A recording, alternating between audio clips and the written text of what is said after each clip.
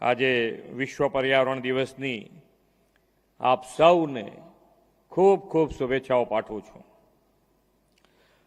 Operation સિંદૂરની Jwalant સફળતા માટે વિશ્વ નેતા અને યશસ્વી વડાપ્રધાન શ્રી નરેન્દ્રભાઈ મોદી અને દેશની સેનાના સમગ્ર જવાનોને આપ સૌ વતી ખૂબ ખૂબ અભિનંદન પાઠવું છું. આદરણીય વડાપ્રધાન શ્રી રાષ્ટ્ર રક્ષા સાથે પર્યાવરણ સુરક્ષા માટે પણ સદાય પ્રતિબદ્ધ છે. ઓપરેશન સિંદૂરથી તેમણે વિશ્વ સમક્ષ ઝીરો ટોલરન્સ અગેન્સ્ટ ટેરરિઝમની નીતિ સ્પષ્ટ કરી દીધી છે. આજે વિશ્વ પર્યાવરણ દિવસે વડાપ્રધાનશ્રીએ એન્ડ પ્લાસ્ટિક પોલ્યુશનનો સંદેશો આપીને પર્યાવરણ સુરક્ષાની પ્રતિબદ્ધતા દર્શાવી છે. આદરણીય મોદી સાહેબ એવા વિઝનરી લીડર છે કે તેમણે દેશ અને દુનિયાને પર્યાવરણ રક્ષા અને કુદરતી સ્ત્રોતના સંવર્ધનનો હંમેશા આગવો માર્ગ ચીધ્યો છે.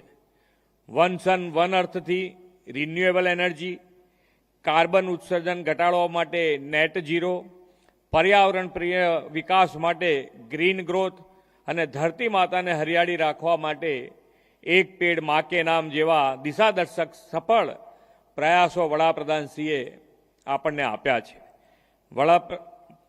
વરસાદી પાણીને જમીનમાં ઉતારીને જળ સંચય માટે કેચ ધ રેઇન અને મિશન લાઈફ દ્વારા આપણા રોજબરોજના જીવનમાં પર્યાવરણ પ્રકૃતિના રક્ષણનો વિચાર પણ તેમણે આપ્યો છે.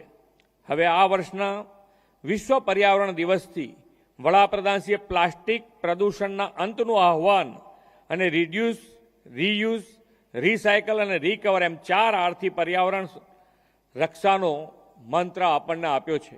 હમણાં આપણે ફિલ્મ જોઈ તો શરૂઆત જે કુદરતે જે રીતની વ્યવસ્થા કરી છે એ વ્યવસ્થામાં આપણે ક્યાંક ને ક્યાંક કુદરતથી વિમુખ થઈને અને આપણે કામ કરતા થયા છે.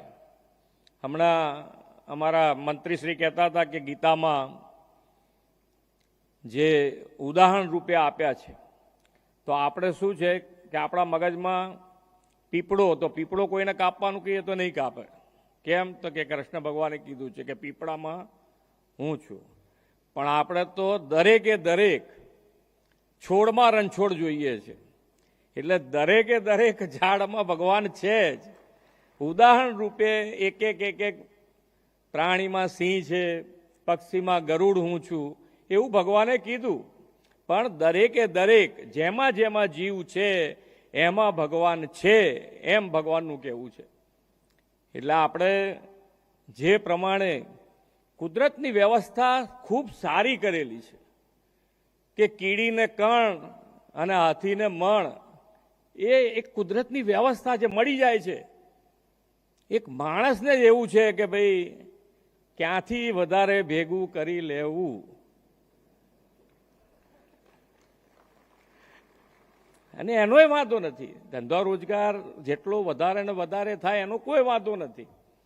પણ બીજાને હેરાન કરીને કેવી રીતે લઈ લેવું, અણહકનું કેવી રીતે લઈ લેવું, અને પછી જ્યારે સજા થાય ત્યારે ખ્યાલ આવે કે હારું આ તો આપણે કદાચ માણસ એકબીજાને છોડી પણ દે પણ કુદરત કોઈને છોડતી નથી. એની સજા એને મળે ને મળે. એટલે બહુ વ્યવસ્થિત રીતે જેટલું વધારે કમાઈએ એનો વાંધો જ નથી, પણ આપણા હકનું કમાવું. આજે ડગલે ને પગલે પ્લાસ્ટિકનો ઉપયોગ સહજ થઈ ગયો છે, પરંતુ એનાથી પર્યાવરણ અને આવનાર ભવિષ્યને જે ખતરો છે તે કેવો ભયાનક છે તે સમજવાની આપણે સૌને જરૂર છે. આપણે આ ધરતી, પાણી, કુદરતી સંસાધનો પૂર્વજો તરફથી વારસામાં મળ્યા છે. આપણે તેનું જતન, સંવર્ધન, માનવજાત અને યોગ્ય ઉપયોગ કરીને આવનારી પેઢી માટે સુરક્ષિત રાખવાના છે. પ્લાસ્ટિક માનવજાતથી પ્રભાવશાળી શોધમાંની એક છે અને આપણી જીવનશૈલીનો ભાગ બની ગયું છે. પરંતુ સિંગલ યુઝ પ્લાસ્ટિક એ પર્યાવરણ માટે, આવનારી પેઢી માટે મોટી સમસ્યા બની શકે છે. એક સમજદાર નાગરિક અને સુસંસ્કૃત સમાજ તરીકે હવે એ વિચારવાનો સમય આવી ગયો છે કે આવનારી પેઢીને પ્લાસ્ટિક યુક્ત રાખવી કે પ્લાસ્ટિક મુક્ત રાખવી છે. પ્લાસ્ટિકથી આપણા સ્વાસ્થ્ય અને પર્યાવરણ પર કેટલી ગંભીર અસર થઈ રહી છે તે આપણે સમજવું જોઈએ. ફૂડ પેકેજિંગમાં વપરાતું મલ્ટીલેયર પ્લાસ્ટિક પણ એક ખૂબ જ ગંભીર બાબત છે. કેટલાક ખાદ્ય પદાર્થના ઉત્પાદકોએ રિસર્ચ દ્વારા મલ્ટીલેયર પેકેજિંગને મોનોલેયર પેકેજિંગમાં પરિવર્તિત કરીને પર્યાવરણને સાનુકૂળ થવાનો સરાહનીય પ્રયાસ કર્યો છે. આવી પ્રવૃત્તિ અન્ય ઉત્પાદકો અપનાવે અને તમામ ફૂડ પેકેજિંગ પ્રકૃતિને અનુકૂળ થાય તે માટે રાજ્ય સરકાર રિસર્ચ અને ડેવલપમેન્ટમાં તેમને મદદરૂપ થવાની દિશામાં પણ વિચારાધીન છે. પર્યાવરણની સાથે સાથે વિકાસ જળવાઈ રહે, ઉદ્યોગકારોને ઇઝ ઓફ ડુઈંગ બિઝનેસનો આધાર મળે તે માટે રાજ્ય સરકાર અવિરત પ્રયત્ન કરે છે. ઉદ્યોગકારોમાં પણ પોતાનું સામાજિક દાયિત્વ નિભાવવામાં પર્યાવરણ પ્રિય ઉત્પાદનોથી અને પ્રદૂષણ નિયંત્રણના નિયમોના પાલનથી ક્લીન ગ્રીન ગુજરાત માટે સહયોગી બનશે તેવો મને ચોક્કસ વિશ્વાસ છે. લોકો પણ કાપડની થેલી વાપરવા માટે વધુને વધુ પ્રેરાય તે માટે વિવિધ સ્થળોએ ક્લોથ બેગ વેન્ડિંગ મશીન અને પ્લાસ્ટિક બોટલ ક્રશર મશીન પણ મૂકવામાં આવ્યા છે. આજે વિશ્વ પર્યાવરણ દિને મારી સૌને અપીલ છે કાપડની થેલીનો ઉપયોગ કરીએ, પાણી માટે સ્ટીલની બોટલ રાખવી જેવા નાના નાના પ્રયાસો અને આદતો કેળવીને આપણે આપણી જાતથી જ પરિવર્તનની શરૂઆત કરવી જોઈએ. આજનો આ દિવસ એકમાત્ર ઇવેન્ટ નહીં પરંતુ સૌ માટે સંકલ્પનો દિવસ છે. આ સંકલ્પ છે પ્લાસ્ટિક પ્રદૂષણનો અંત કરવાનો. વડાપ્રધાનશ્રીના દિશા દર્શનમાં આપણે સમગ્ર દેશમાં છેલ્લા 15 દિવસથી one nation one mission plastic પ્રદૂષણનો અંત કેમ્પેન ચાલી રહ્યું છે. હમણાં આપણે જે ફિલ્મ જોયું એમાં પણ ઘણા ખૂબ લોકોએ એની અંદર ભાગ લીધો છે. આપણે આપણી જીવનશૈલી મિશન લાઈફ જે વડાપ્રધાનશ્રીએ શરૂ કર્યું છે તો આપણી મિશન લાઈફ એટલે રોજબરોજના જીવનમાં પર્યાવરણનું કેવી રીતે ધ્યાન રાખવું એના માટેનો વિચાર છે. તો આપણા રોજબરોજના વિચારમાં પણ કેવી રીતે એની અંદર સહભાગી થઈ શકાય એનો વિચાર હર હંમેશ આપણે કરતા રહેવો જોઈએ. વડાપ્રધાન શ્રી નરેન્દ્રભાઈ મોદીએ સસ્ટેનેબલ વિકાસની જે વિભાવના આપી છે તેમાં પર્યાવરણના ભોગે નહીં પણ પર્યાવરણના જતનથી વિકાસની દિશા આપી છે. આજે Aravalli green wall of Aravalli એટલે જે અરવલ્લીની પર્વતમાળા છે એને ગ્રીન બનાવવાની મુહિમ આજે ઉપાડી છે વડાપ્રધાનશ્રીના નેતૃત્વમાં. આપણે પણ અહીંયા અરવલ્લી, બનાસકાંઠા, સાબરકાંઠા, મહેસાણા, પંચમહાલ, મહીસાગર, દાહોદ એમ 7 જિલ્લામાં 19,225 હેક્ટર વિસ્તારમાં આ વૃક્ષારોપણનું વાવવાનું આપણું આયોજન છે. આ ગ્રીન વોલ ઓફ અરવલ્લી પ્રોજેક્ટથી પુનઃ વનીકરણ અને જળાશયોના પુનઃસ્થાપન દ્વારા અરવલ્લીની બાયોડાયવર્સિટીમાં પણ આપણને વધારો થવાનો છે. ખૂબ જ મુશ્કેલ કામ છે પણ અશક્ય નથી.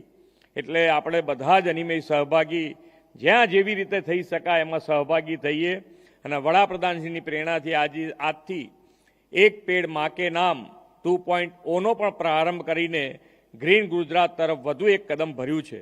ઓપરેશન સિંદૂરની સફળતા ચિરંજીવ રાખવા અમદાવાદમાં સિંદૂર વન અને સચિવાલય પરિસરમાં 4,000 રોપાના વાવેતર સાથે માતૃવન નિર્માણનો પ્રારંભ કર્યો છે. સાહેબનું વિઝન હંમેશા રહ્યું છે પહેલા દિવસથી જ્યારથી એ અહીંયા આગળ ગુજરાતમાં હતા ત્યારથી દર પર્યાવરણ દિવસે એક વન ઊભું કરવાની એમની પ્રેરણા આજે પણ આપણે એ ચાલુ રાખ્યું છે.